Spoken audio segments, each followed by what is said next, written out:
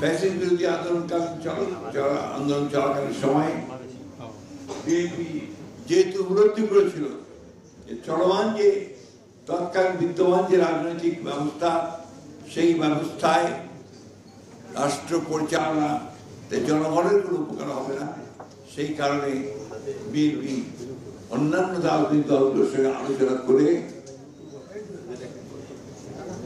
সংস্কারের 31 দফা কর্মসূচি জনগণের সামনে তুলে ধরেছে।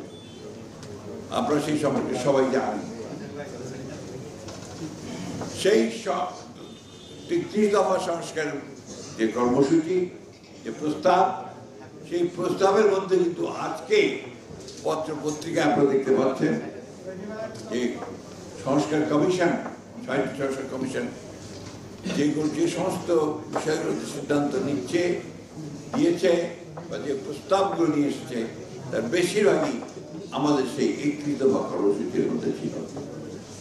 31 দফা কর্মসূচিতে আজকের যারা আয়োজক আছেন সম্মানা জোট, তারাও সমর্থন দিয়েছিলেন, সে আন্দোলনে তারা শরীর হয়েছিলেন।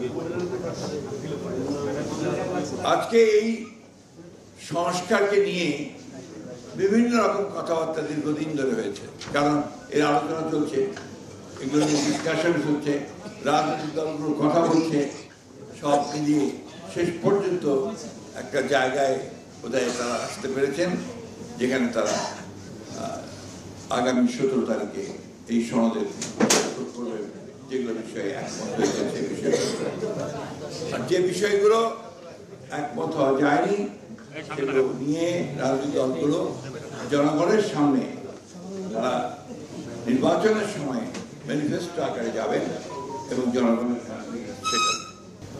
এখন তো একটা নতুন ধারণা, হঠাৎ করে যে ধারণা সম্পর্কে বাংলাদেশের মানুষের আদৌ কোনো ধারণাই নেই, পেয়ার পদ্ধতি। এই হাউসের মধ্যে কয়জন আছেন বলেন তো যে পেয়ার পদ্ধতি বোঝেন? আছেন নাকি?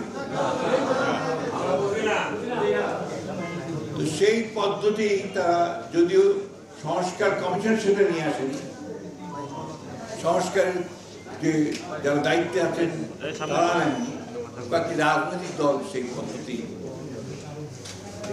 কথা বলছে এবং এটার জন্য তারা আন্দোলন করছে।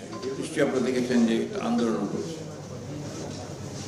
এর লক্ষ্য একটাই, সেই লক্ষ্যটি হচ্ছে যে নির্বাচনকে বিলম্বিত করা, জনগণের ক্ষমতা জনগণের হাতে ফিরিয়ে দেওয়ার যে প্রক্রিয়া, সেই প্রক্রিয়াকে বিলম্বিত করা।